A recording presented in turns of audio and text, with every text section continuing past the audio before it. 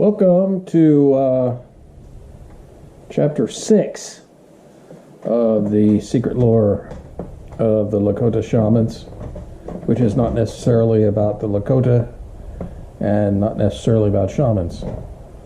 But I first of all wanted to say that it's a real nice day today. It's like the fourth day in a row that it's been really nice. I wanted to do it outside again like I did yesterday, and I feel like there was too much road noise in the background. There's a road not too far from here. It's not a highway per se, but it seems to be a lot of background road noise. So unless I can figure out a way to EQ that or filter that road noise out of the background, I'm not going to go out there because it's too hard to hear me. But I was looking over chapter 3, and over the previous chapters I've talked a bit about the Stone Nation. That is the Inyan Oyate, the Stone Nation, the Stone people. They are number 4 of the 16 Wakantankas. They're in the Superior Gods group. They were the first ones to be created by Wakantanka in the original creation myth. And there's a lot of lore about them. And maybe somewhere on down the road we can talk about more of it. But there's one thing that when I was listening to myself talk about the Wotai stones, that is to say your personal talisman stone that you can pick up that will call to you outside, and it's a small stone, power stone for you, gifted to you by spirit, and that if you treat it properly and consecrate it properly, if you smudge it up good and put it in a medicine bundle, create a Wašicũ for it, make your own leather bag for it, put that around your neck, carry that with you into battle, it will protect you. The story goes that Ed McGaw, from whom I learned about the Wotai stones, his Lakota name was Eagle Man. He didn't enlist. He was an officer. He became an officer in the Marines, I think it was, and he flew jets, fighter jets. And he was being sent to Vietnam to fly missions over North Vietnam. And before he left, he went to his Sundance chief, who was Frank Foolscrow, and asked for some medicine or some help for him that would protect him on these missions. And Foolscrow, I guess, told him about the Wotai stones, and he actually took a Wotai stone. It was consecrated by Foolscrow. He wore it in a pouch around his neck on all of those missions. I think he flew something like 90 missions or 99 missions or something, and was never wounded or never shot down or anything. Totally protected. When he came back,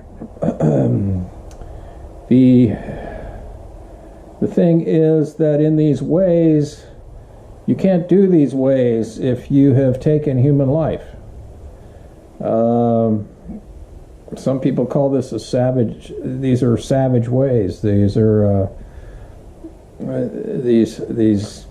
Some of these rituals are of personal sacrifice. We sacrifice our body. We sacrifice our flesh. We sacrifice our blood.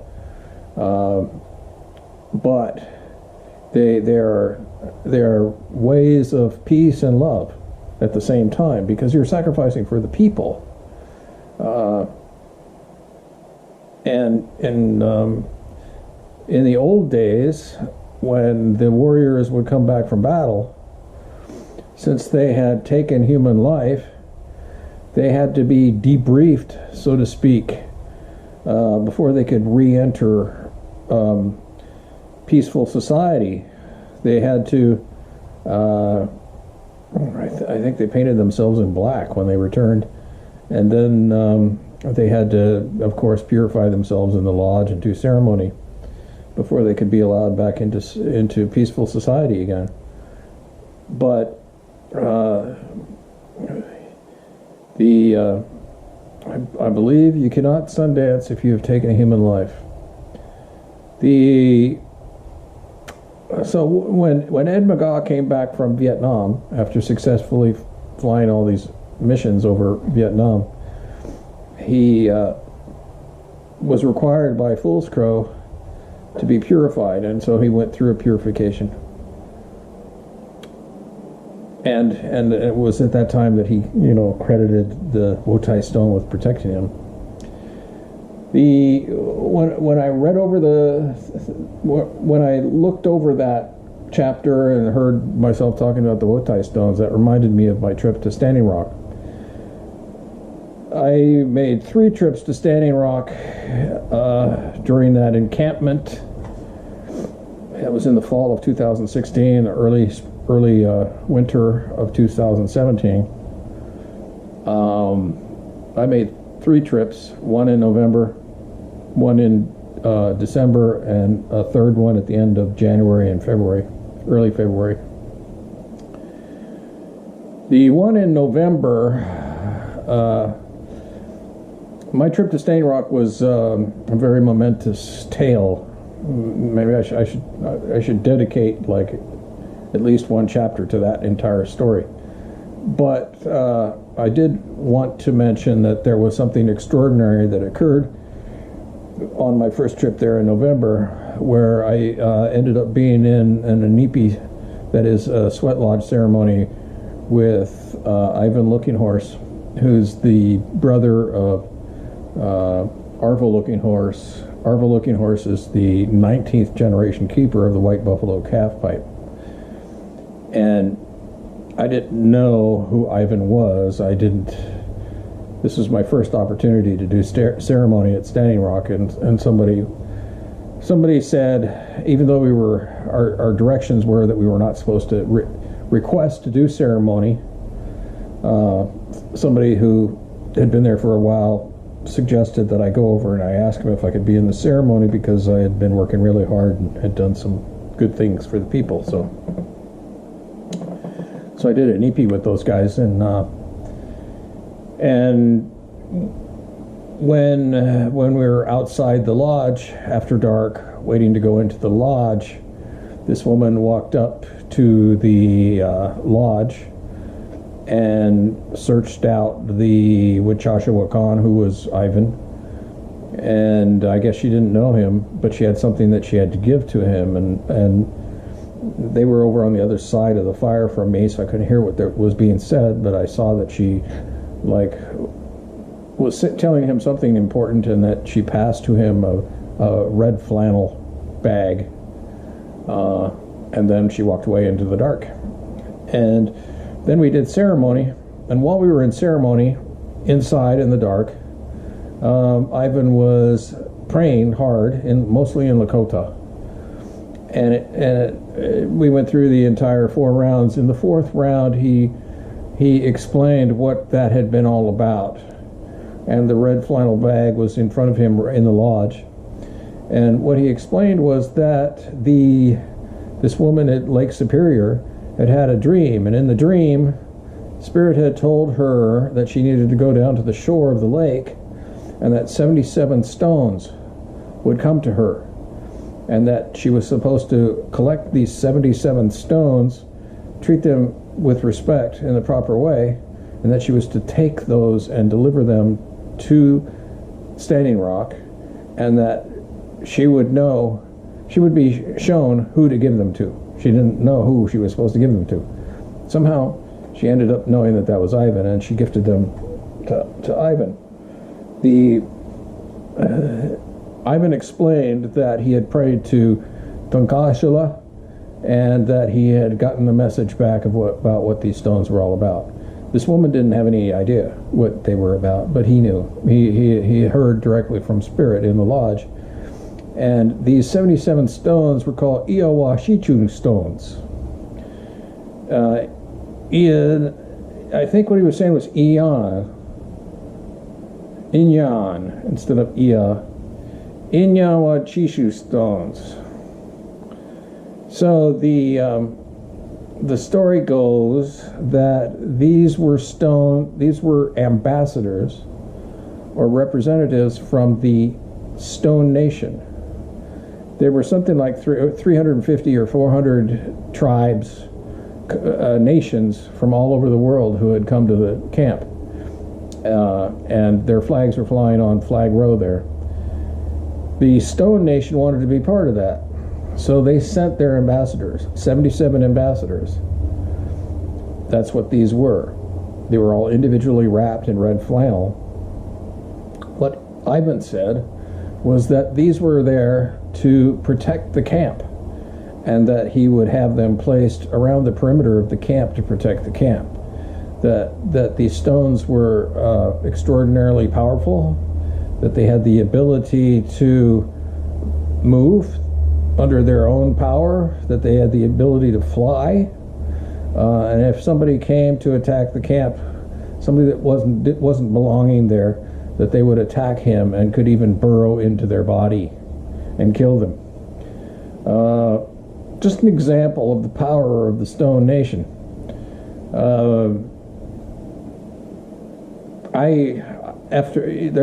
There's a piece of lore that we carry, which is that whatever is said in the lodge stays in the lodge. We don't share it outside of the lodge. And so when I went home, I didn't know whether I could tell that story. The second time I went to Standing Rock was a month later in December, and I had this outstanding to do, which on my list, which was to find out from Ivan if it was okay to tell the story. Long story longer, I ended up in a ceremony at the Prairie Knights Casino, where the spiritual leaders of the Lakota people forgave those of us I was a member of the Veterans March on Standing Rock, and the great majority of us, of course, were white Wašicůs, and the spiritual leaders of the tribe forgave us, and they forgave our ancestors for what we did to those people, and a very moving experience to be part of. But you know, during that ceremony, Ivan was one of those spiritual leaders that was presiding, and he gave a little speech, and he was talking about these stones that came to him, and everybody was there were about 300 of us veterans in the middle of a blizzard in the gym at the Prairie Knights Casino, and I looked around at all these other people, and they were kind of like looking at each other, wondering why this was significant, why he was telling this tale. Well, he was telling that tale just for me, and there was one point where he almost looked directly at me, and what he said, word for word, and I quote, "This story needs to be told to the world," unquote. And so I knew then that it was important for me to tell that story, and I'm telling it here again. It's been told before, like in Secret Hoop magazine, for example, and I've told it on other occasions too. But I wanted to share that little lore after sharing about Wotai stones.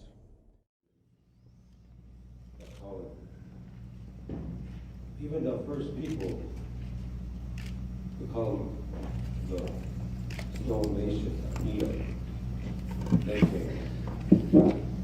they came in dreams. They came in dreams to a woman that they said that she made that journey over here with 77 of those sacred rocks from Lake Superior because of dreams and the vision. And when she had dreams of them, and each morning she said she had a pile of those sacred stones by her bed every morning. Wake up, they weren't there. And her son was came to a dream too. He said, we need to go to the Lake Superior. There's an island there. So we need to go there. So she was given in his dream, and they went to the island. As she was walking along the shore, they came rolling in the water. the water that was there, kept on looking for her. At the end of the day, she picked 77 of them came to her, and she took them home, prayed with them. That night, she had another dream. They said they wanted to come to where the water warriors were at to help them. She brought them over here. She brought them over here with her. Her daughter that was 8 months pregnant. She knows she had to make that journey. But she brought them to me, who asked them what to do. So they're on those hilltops over there around the camp to protect the water warriors. These are the first people that have come to help you also. The prayers are so strong from that camp that they make awareness all over the world. That is why people are praying to me all over the world. They all know the importance of water. And it was the young generation, the 7th generation that is here, that woke up, that called, like the prophecies that were predicted 7 generations ago. And it was the people in India that knew for this time coming. They said someday, this was 30 years ago when I first talked to those people that came from this. They said the Lakota nation, we're watching you because someday you're going to illuminate the earth. Which has happened. It's prophesied. So these are things I watch. I watch all the leaders. I've seen a lot of young boys that rode up on a Bigfoot ride, spiritual rides. They are now men, and that they are now taking those leadership positions. I've seen the spiritual run to the sacred stone, electrical explode. Those people are also leaders today because they understood what prayer was all about. Prayer is something that we all have to have in our life. So every day, our ancestors used to pray that morning star, put a glass of water in their chamber, and they would greet that day with a prayer. And thank the Creator for giving them that life for another day. Take another breath of air to stand on that, what you want. So I understand these things. And I know that all the prayers that were said from here were listened to. Black people in the United States, all across Carolina and Canada. Today, one of the ladies that came over in the Inuit tribe, she wanted to be here today. But she lost her father. So the chief, the Inuit chief, he still came anyway. But they have to leave today to attend that funeral. She had a strong voice of prayer. So my condolences to their family. I hear a lot of you lost a lot of family members all over the place. So I just want to pray for them also today. I'm going to sing a song. I'll sing a song for you. And I'm going to welcome you all here. Also, Wašicų does. Well, how do you like songs? The prayer songs. So at this time, I'm going to sing a song for my brother. Sing a prayer.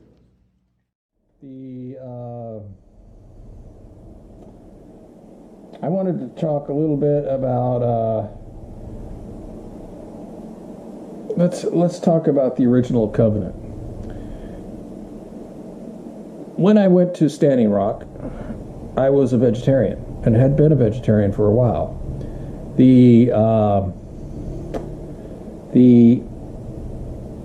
very first night that I was there, I was staying in the Rosebud camp, which was the Sichangu people.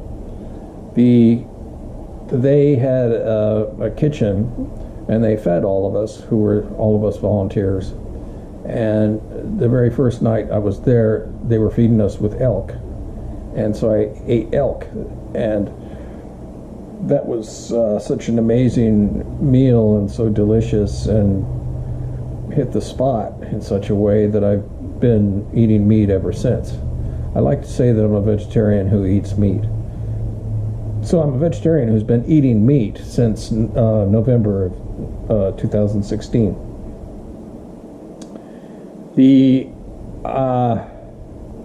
I had a moral issue about eating meat. I'd been following Hindu ways, and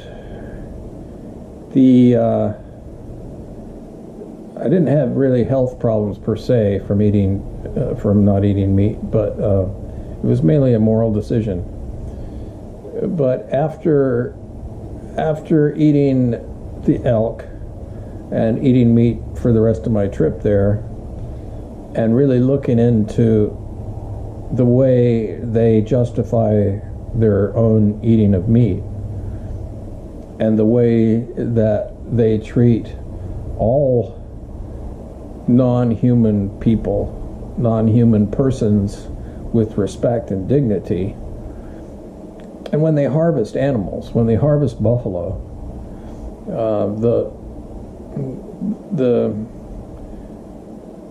even today with buffalo that are in herds that are enclosed behind fences, they'll harvest the buffaloes, and they'll go out there and pray with a rifle and ask, for somebody to gift their body to the people, and one of the buffalo will step out and make itself known that they're giving themselves, and then that's the one that they harvest. It's always done with respect and honor. They're honoring those animals for giving their life for the people. And there's a very, very old covenant that the animals and the plants had with human beings, where the humans were the newest ones to arrive on the scene, and they couldn't live just all by themselves the way animals can and the way plants can. And the animal nations and the plant nations agreed to nourish the humans. They agreed to give a bit of their lives for the humans, and it's because of this old covenant that that practice continues, and it continues with respect and dignity. And to me, that's clearly a moral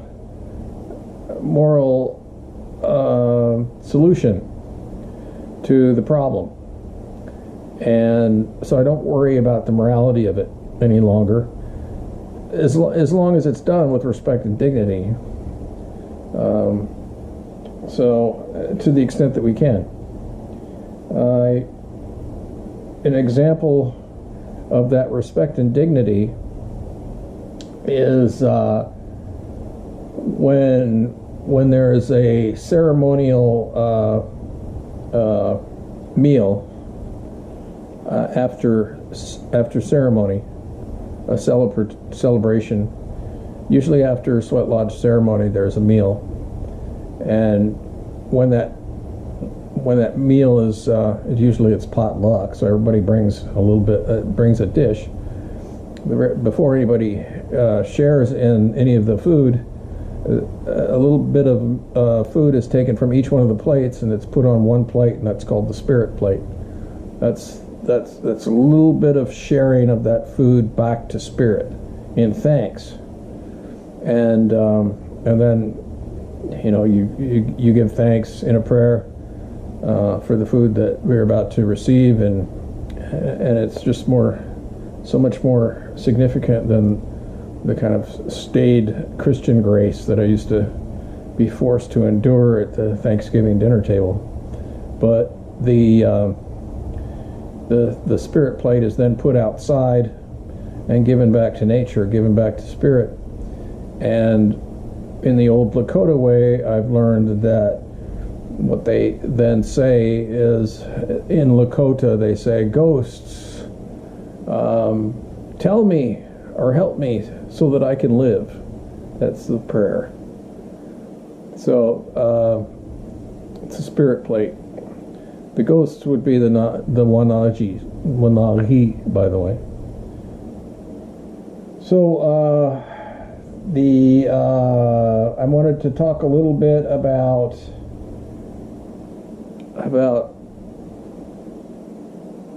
charging money for ceremony. I'm sort of jumping the gun here a little bit. I feel like I want to like talk about real basics about Lakota lore rather than current issues.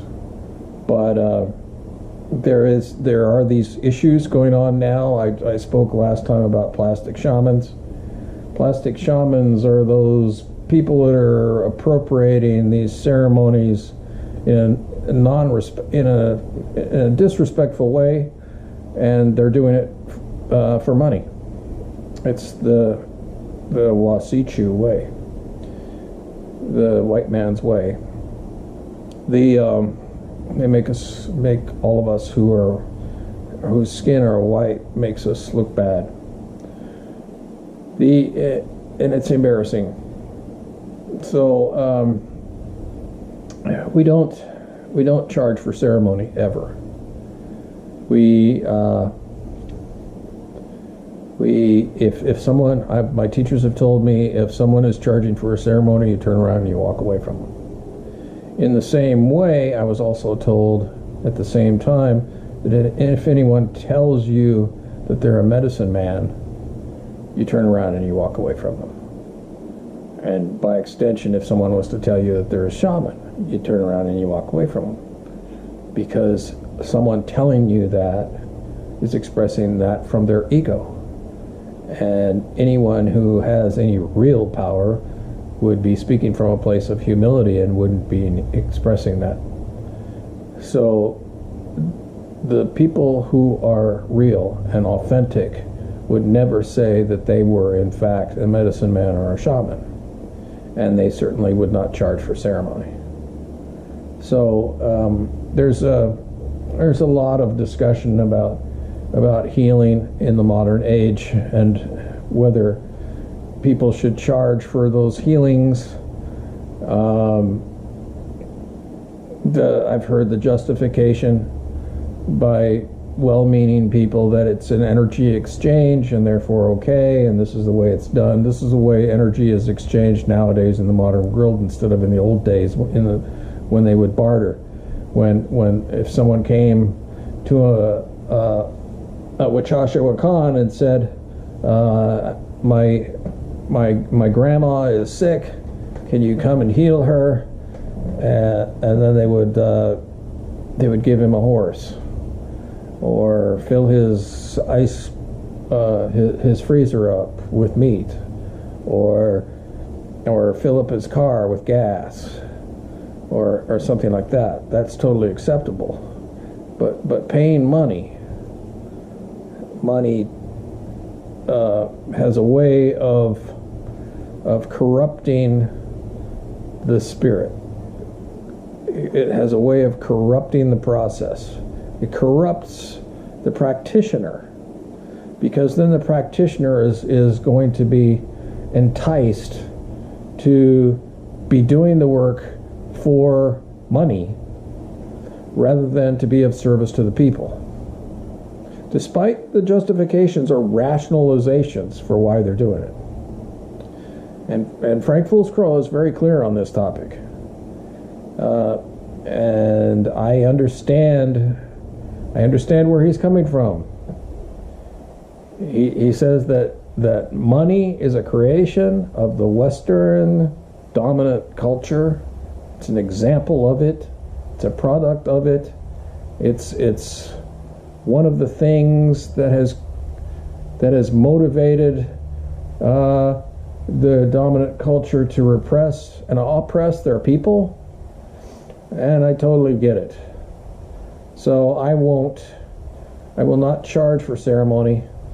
I will not charge for any healing work. If somebody is happy after I have, say, taught a class, or if somebody is happy after I've done ceremony, or if somebody is happy, they feel like they got some healing from whatever I might have done, and they want to donate something to me, that's fine. Totally acceptable. But charging a fee up front before you do anything, nah, not acceptable to me anyway. I can listen. I'm opening to listening to the arguments, and I've heard them all, but I'm not convinced yet. So I think that probably is going to use up all my time for chapter 6. So let's be thinking about what we're going to do for chapter 7.